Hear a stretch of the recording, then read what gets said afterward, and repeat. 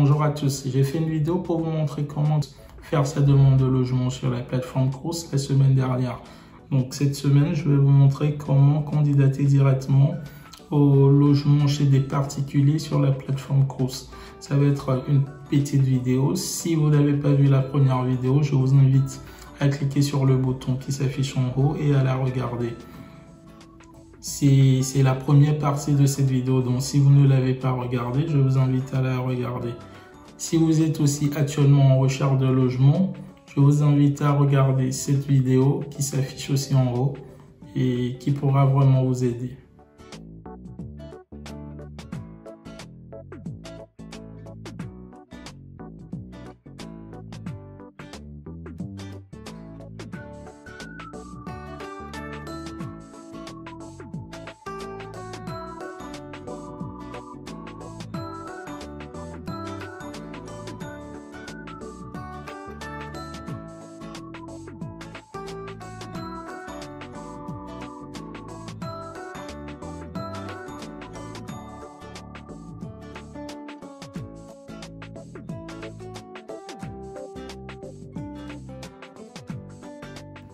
Bonjour à tous, je suis Emerson Doumachi. Si vous êtes nouveau ici, je parle des différents processus et démarches à faire pour continuer des études en France. Si ces sujets vous intéressent, je vous invite sans plus tarder à vous abonner à la chaîne et à cliquer sur la cloche de notification pour être informé de toutes nos nouvelles vidéos.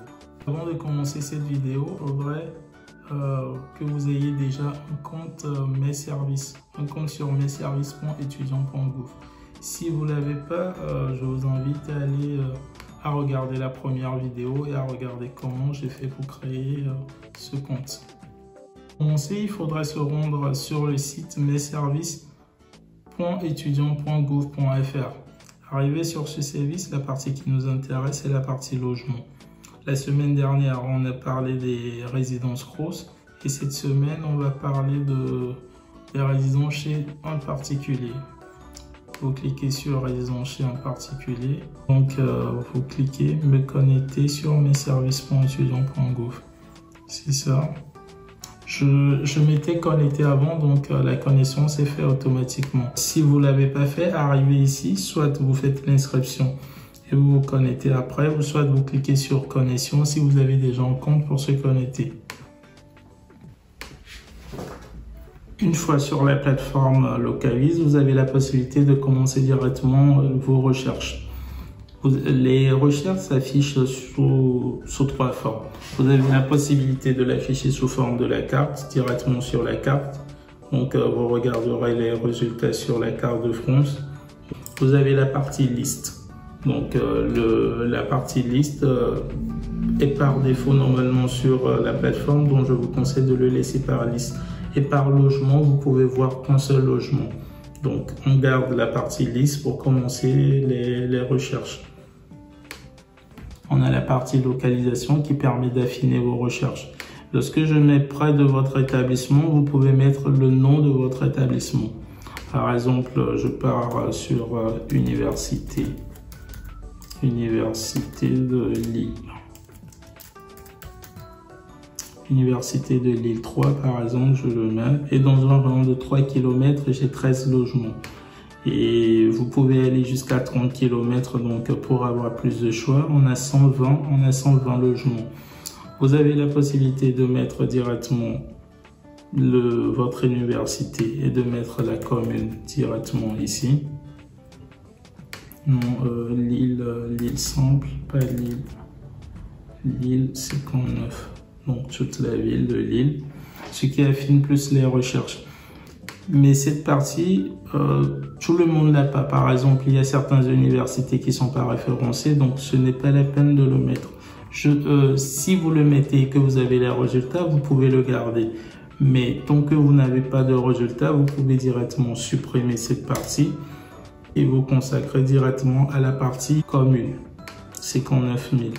Je mets par exemple Lille 59, dans un rayon de par exemple 5 km à Lille, on a 55 logements.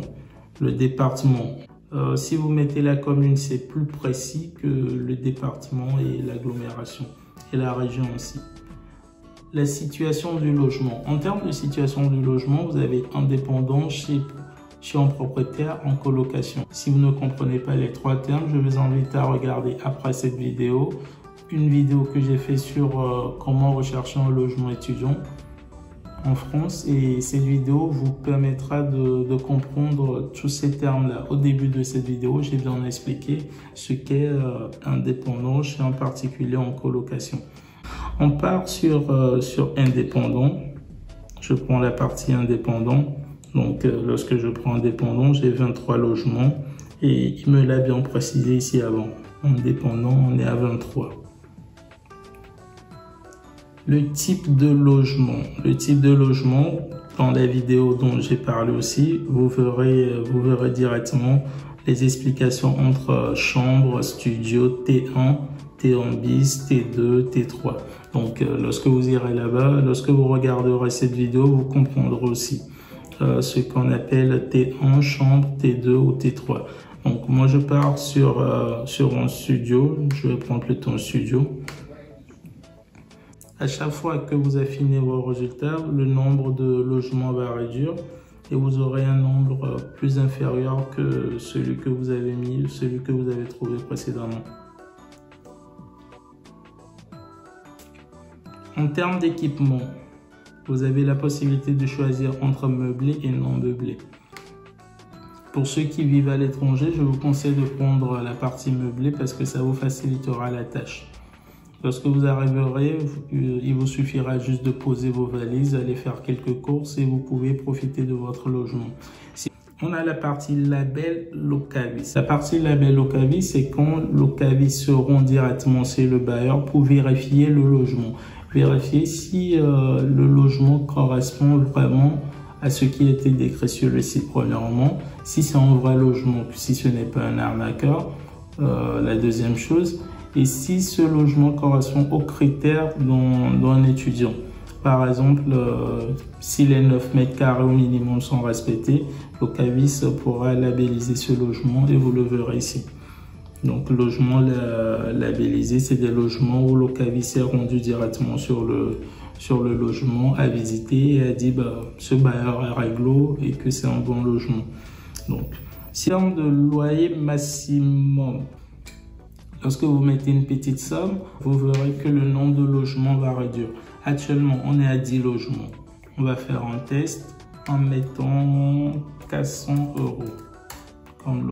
Si je mets 400 €, on a 4 logements qui sont à 400 €. Je vais mettre par exemple 350 €.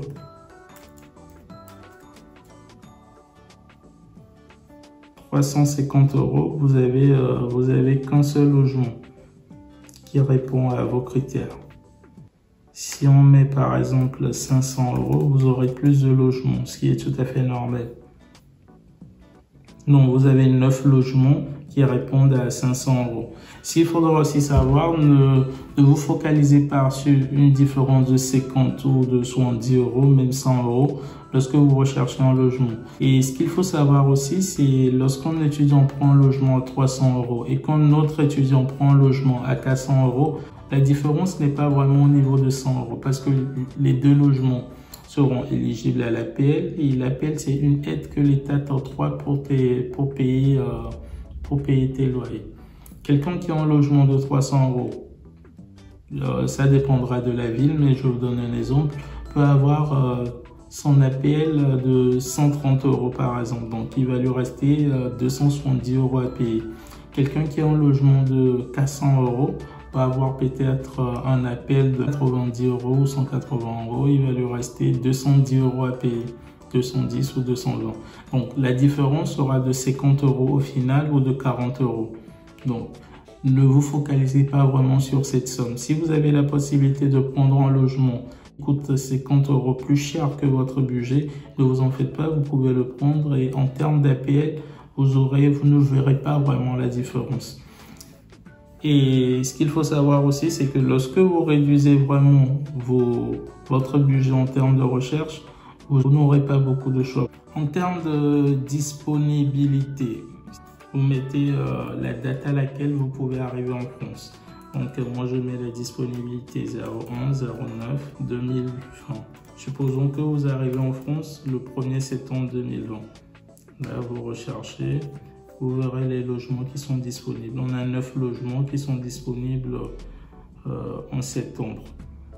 La disponibilité par exemple de celui-ci c'est le 9 juillet. Donc le 1er août, il y a un autre qui est disponible le 1er août. En termes d'annonce avec photo adapté au PMR, si vous voulez vous le choisissez, si vous voulez pas vous le laissez tomber. On a cette partie studio ou T1. Lorsque vous cliquez sur studio, je dis studio, lorsque vous cliquez sur l'annonce plutôt, l'annonce studio ou T1 de 14 mètres carrés.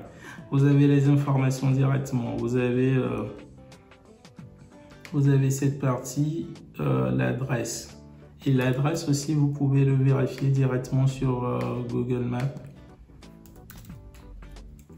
Et là, ça vous donnera une idée en termes de distance.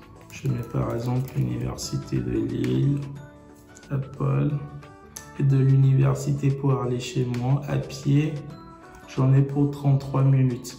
Donc ce qui n'est pas mal, 2,6 km, ce n'est pas du tout mal, c'est très bien. On a en voiture 6 minutes, ce qui est génial. Et le plus utilisé normalement c'est les transports. Mais en fonction de votre ville, vous n'aurez pas le résultat de transport en commun. Mais sur la carte, vous pourrez directement voir, ou vous recherchez comment on l'appelle, l'application utilisée dans la ville, et vous pourrez rechercher directement l'adresse du bien et celui de votre université pour voir combien de temps vous aurez à faire en transport en commun si vous prenez ce logement.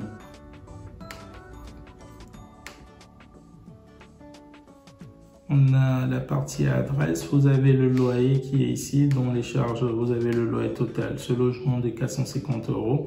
Et vous avez un dépôt de garantie. Ça veut dire que si le bailleur accepte vous louer ce logement, vous devez lui payer 420 € avant qu'il ne vous fasse un contrat qui vous permettra de faire votre demande de visa si vous êtes à l'étranger.